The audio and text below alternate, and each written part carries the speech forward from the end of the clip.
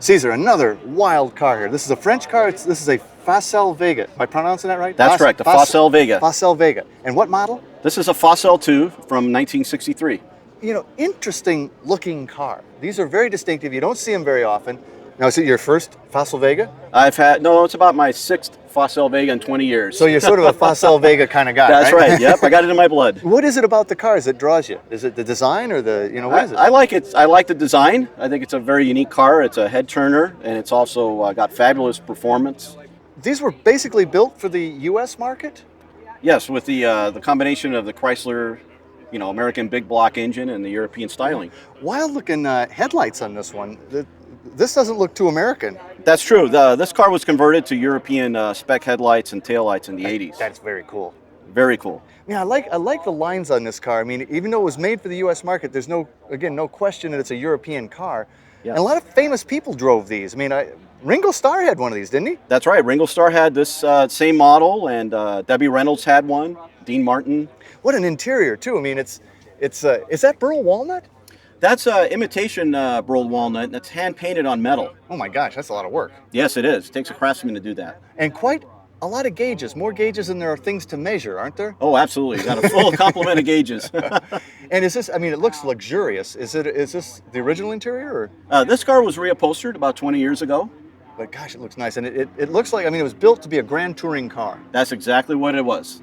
The epitome of a GT. Yeah, and I can imagine tooling around in this out here in California in '63.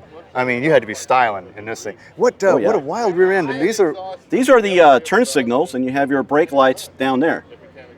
Man, and again, I mean, just so European looking. I like that bubble back window.